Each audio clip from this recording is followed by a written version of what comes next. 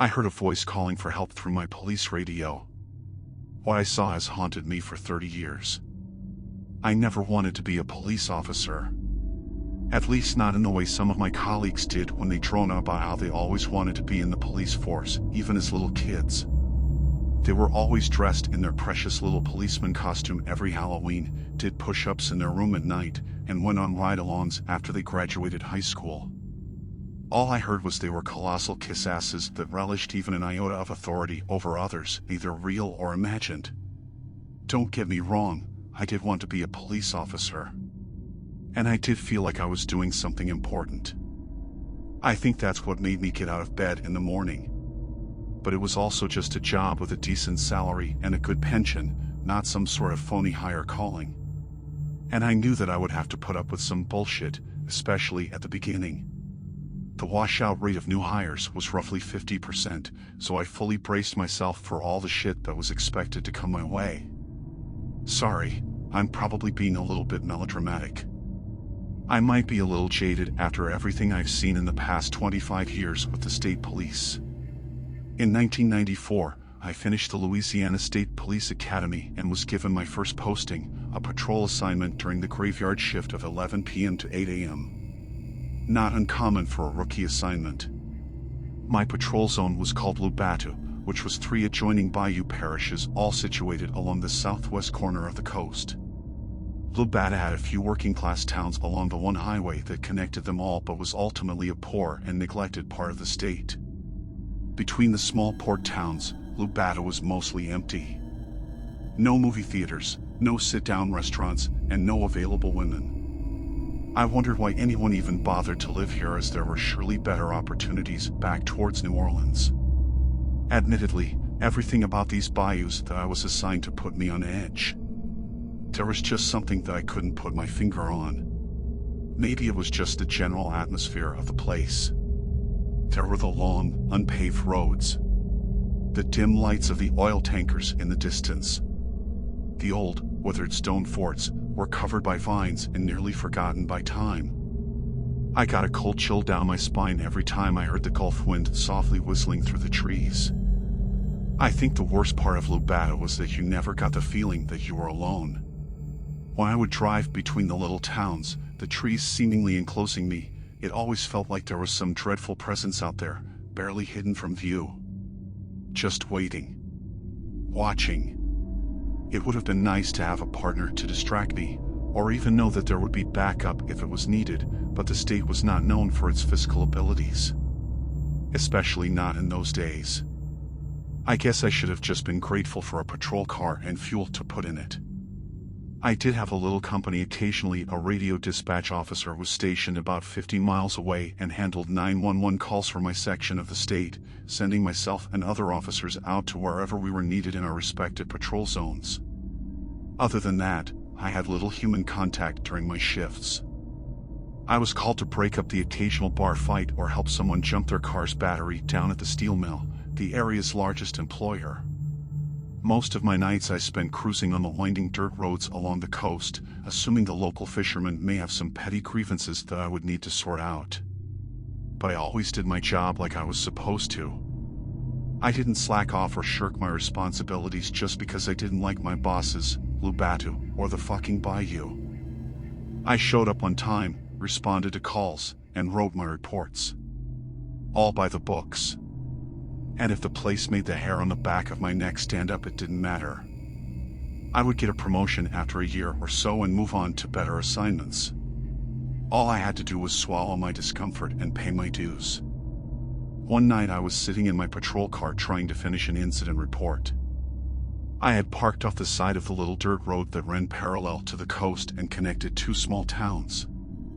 I had picked this place to stop because it was right in front of an old church that I was convinced was abandoned, even if the sign out front was updated every Sunday.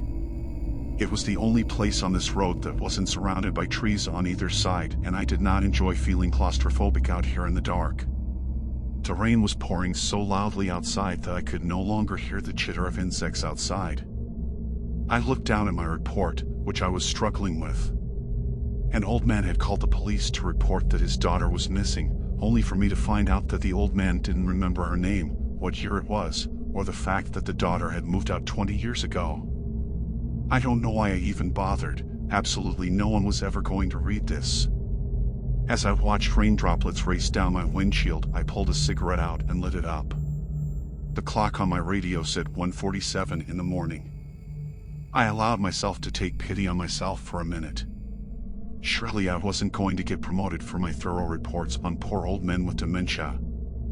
I rolled down my window enough to flick my cigarette butt out into the road and put it up quickly to keep the rain out. As I was about to take up my incident report again, the police radio lit up, illuminating my patrol car with its soft amber lights as it let out a series of crackles. I grabbed a handheld responder, waiting to hear from dispatch. The radio crackled again, this time followed by static.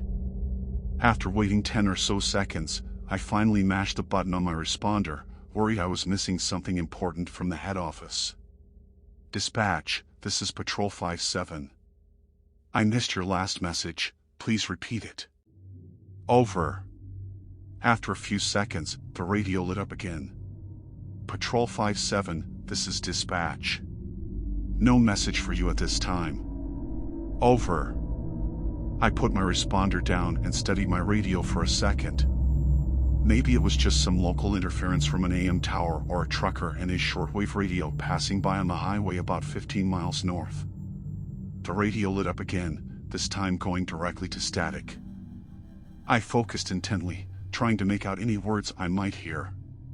The static continued, but a background whine was present as well. Its pitch went higher and lower, almost rhythmically it seemed. I moved my head closer to the radio. Listening as closely as I could, I swore that I heard a voice through the static, spoken as a whisper. Help me. And then all the noise from the radio stopped, leaving me in darkness. As I reached up to turn on the overhead light, I could feel my mind churning at 1,000,000 miles an hour. I took in a big gulp of air and let it out slowly, then grabbed the radio's responder. Dispatch, Patrol 57 again. Please confirm again that no message has been sent. Over. The radio jumped back to life once more. Patrol 57, confirming no messages. Likely just interference. Please keep this channel clear, officer. Over. I could tell that there was an air of annoyance in the dispatcher's voice. I might have been a little irritated as well if I were in their shoes. I sighed and put the radio's responder back on its hook. I sat for a minute in the darkness, wondering what I should do next. On one hand, I knew that dispatch was probably right about the message just being interference. Also, I might not have even heard anyone speaking. It could have just been my brain trying to find something human in the overwhelming static, almost like how you always seem to find faces and bodies in random patterns. On the other hand, I knew I should investigate, just in case someone did need help. I shuddered at the thought of what horrid situation someone must be in if they were whispering for help on a shortwave radio at 2 in the morning. There was only one place they could be. The church. When I stepped out of my patrol car onto the dirt road, I was soaked within seconds. I pulled my hat down tightly over my forehead, trying to keep the rain out of my eyes. Then I grabbed the heavy flashlight off of my belt and twisted it on, throwing light on the wooden sign in front of the small, ramshackle church. Underneath the church's name was a Bible quote, "Rejoice, for he is always present." Unsurprisingly, it wasn't nearly as reassuring as one would hope as I stood in the rain, preparing myself to walk up to the church. There was a narrow drive that led up the side of the property to the church. It must have only been 60 or 70 feet, but in that moment it might as well have been a mile. To the left of the drive was the church's front lawn, the grass tall and overgrown with weeds. To the right, however, was the edge of the bayou forest. The trees and brush were so thick that you could never see more than a few feet in, even in daytime. I don't know what worried me more, the impenetrable jungle or the decrepit church. I slowly walked up the small drive, the mud squelching beneath my feet. I kept my light pointed into the trees lining the right-hand side of the drive, occasionally looking over my shoulder in case the rain drowned out the sound of something behind me. As I looked forward again, something in the trees caught my eye. When I turned and pointed my flashlight into the brush, A shining pair of eyes were staring back at me. I didn't even get a good look before the eyes disappeared in a flurry of movement, concealed by the thick underbrush. I stood and stared into the jungle for a moment before I realized I was holding my breath. I forced myself to slowly exhale and try to breathe regularly. I shouldn't be this tense. I was a police officer, goddammit. What are you gonna do next time? Shoot at a raccoon in someone's garbage? Fucking coward. I kicked myself mentally, then forced myself to quickly power myself up the remainder of the drive and onto the steps of the church. I reached the landing in front of the church doors and knocked. "Police," I yelled. "Is anyone here?" I held my ear to the door but didn't hear any movement. I waited for 30 seconds and knocked again. Nothing. I stepped over to the corner of the landing to a small window and peered in. I had to cup my hands around my face to block out the glare of the moonlight. I could see a relatively small room filled with a dozen or so wooden pews and an altar at the back. Behind the altar was an impressively large crucifix, with a ceramic figure of Jesus attached to it. Even with almost no light, I could see the pained expression on his face. Enough of this, I thought. If there's someone here, they've had ample warning. I grabbed the doorknob and gave it a try. Surprisingly, it turned. The door was unlocked. I gave the door a slight push and stepped back as it swung open with a soft groan. I pointed the flashlight into the meager room, dutifully examining every corner before I entered. I took a few steps in and yelled again. "Police. Is there anyone here?" When no one answered, I went down the aisle between the 2 rows of pews. I could see a thin layer of dust on each of the wooden benches. I got the impression that this church hasn't had any congregants in a while. As I walked, it felt like the ceramics figure's eyes were following me, no matter where I stepped. Even when I looked down at each pew, I could feel the eyes in the side of my head, and I would quickly turn back to face the altar. I found a doorway to my left when I finally made it up to the altar. The door was open and I pointed my light into the dark room. There was a small kitchen, with old appliances lining the far wall, a sink on one end, and a round wooden table with 4 chairs. I found a light switch on the wall when I walked into the kitchen. The room began to softly hum as the fluorescent lights above the kitchen table came on. I'm not sure why I didn't look for a switch in the main room when I first entered the church. Maybe the building looked so old to me that I just assumed it didn't have electricity. That's ridiculous, I thought. Even the poorest areas of Lubato at least have electricity and running water, regardless of how low my opinion of it was. Standing at the entrance to the kitchen, there was one door to my right, along with a window next to it overlooking what I assumed was the backside of the church building. When I stepped over to the window and peered out, I shuddered. It was the church's cemetery, filled with tall, granite headstones, most of them covered with black mildew from decades of rain and neglect. Behind the headstones was a forest of reeds. I realized that it must be a marsh or some sort of tidal area. These weren't uncommon on the coast, obviously, and I imagined all of the local wildlife hiding just a few steps into the marsh, waiting for their next meal. In the other corner of the room, towards the front of the church, was yet another door. If there was anyone here, this was the only other place they could be. Having a bit more courage with the light on, I marched towards the door and quickly flung it open. The brightness of the kitchen contrasted with the darkness of this new room made me stop for a few seconds and let my eyes readjust. When I could finally see again, I found myself looking into a bedroom that appeared to be mostly empty. I saw a small television in front of me, sitting on top of a weathered gray carpet. In the corner was a short wooden dresser with what appeared to be an old radio on top. And then I noticed the twin bed in the far corner. I stopped still. There was someone in the bed. I could see what I assumed was the back of an old man's head, based on the short white hair. In the narrow corridor of light coming from the kitchen, I tiptoed towards the bed. It felt like an eternity to cover the few steps to the old man, but when I finally made it, I gently laid my hand on his shoulder. I didn't even try to shake the old man awake.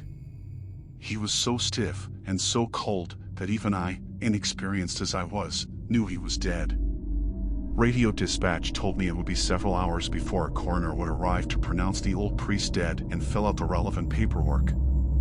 Until then I was to stay put and keep the area secure. Fortunately, no one was around to see me roll my eyes at this command.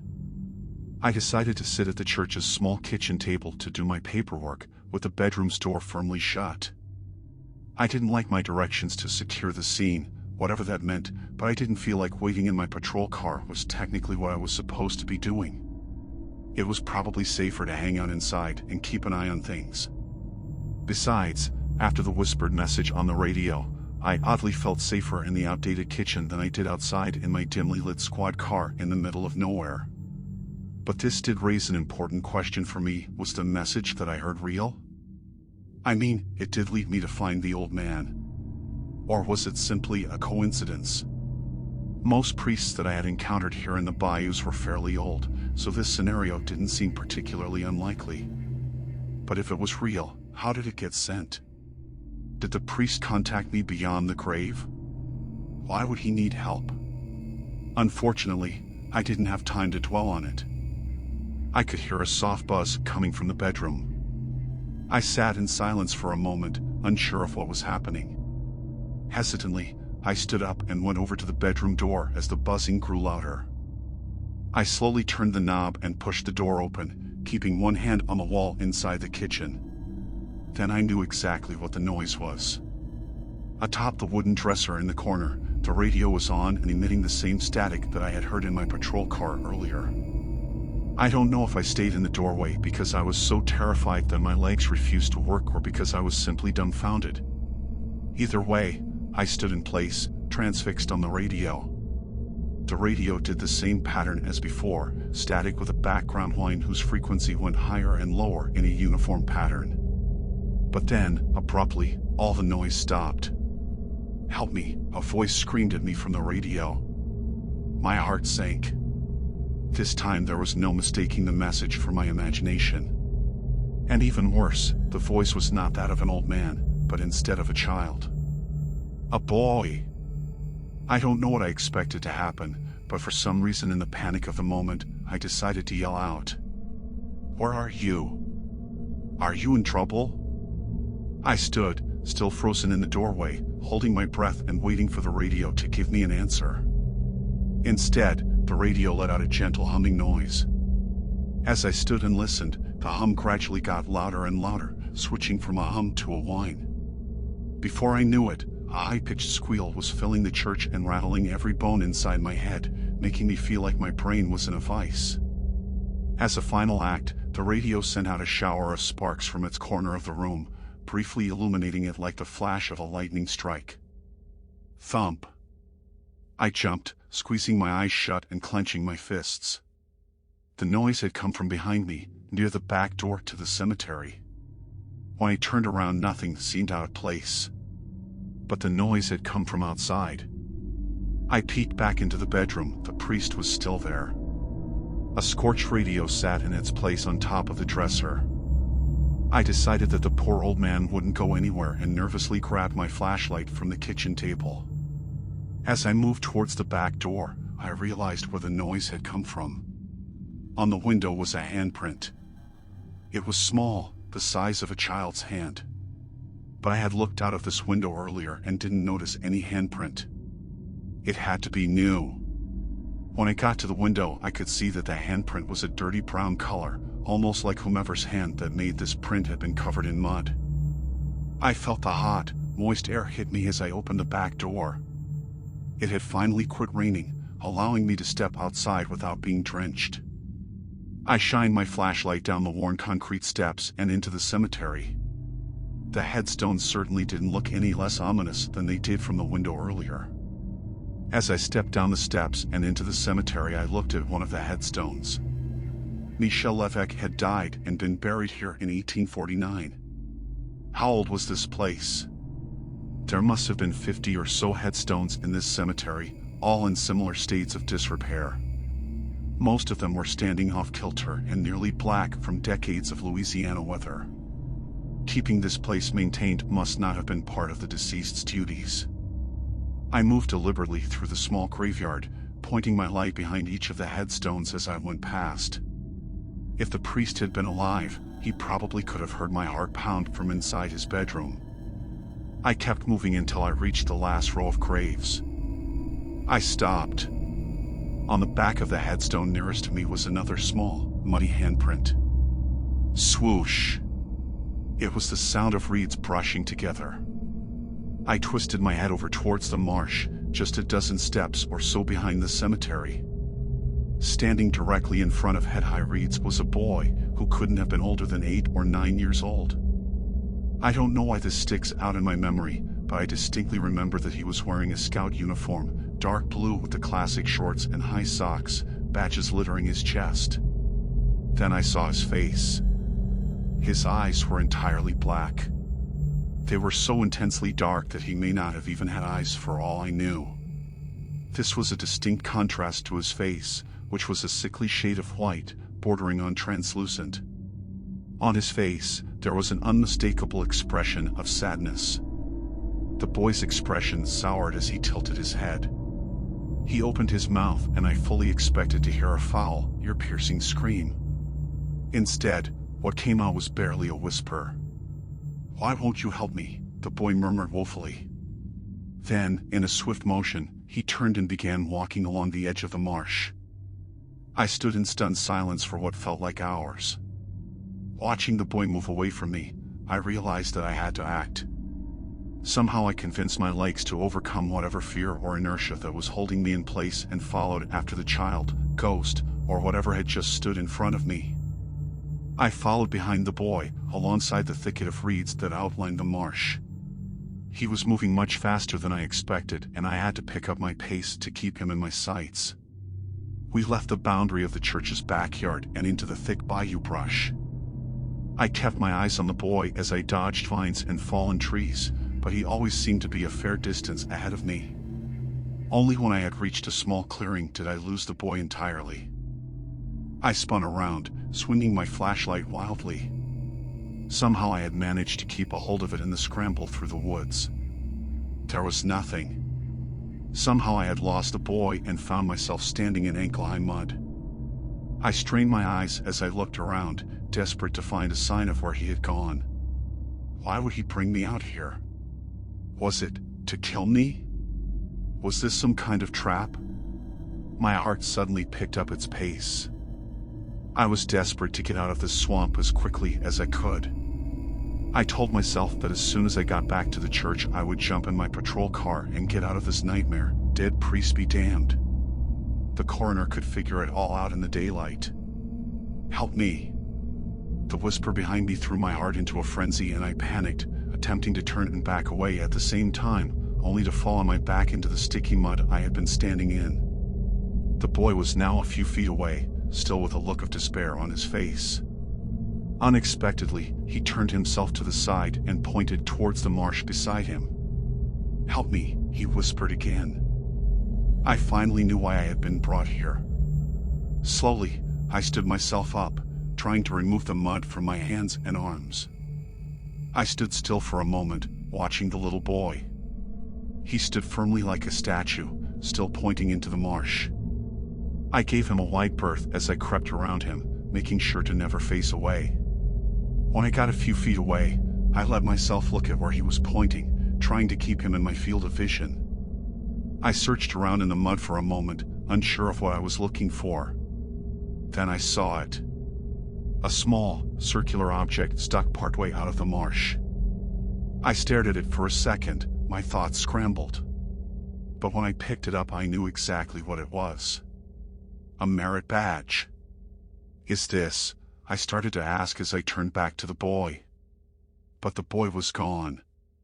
Somehow in the half-second I had turned away from him, he had vanished. I turned back to where I had found the merit badge and dropped to my knees, halfway sinking into the muck.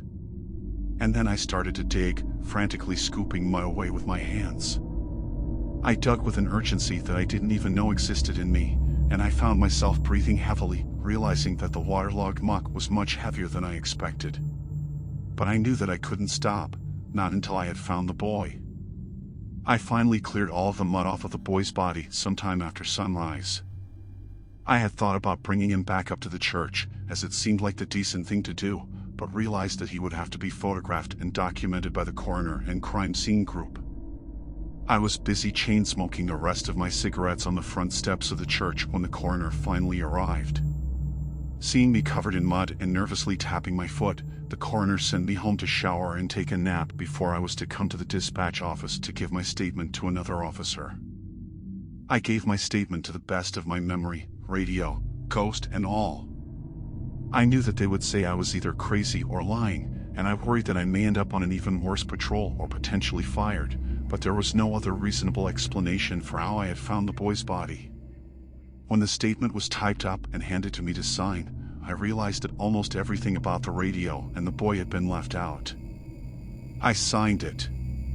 No one ever brought it up again. I certainly didn't, not until now. They solved the boy's case pretty quickly.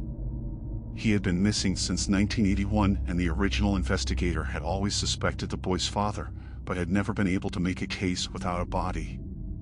Apparently the marsh, with its thick mud squeezing out any oxygen, had preserved the boy's body so well that there was enough remaining trace evidence to finally convict the father.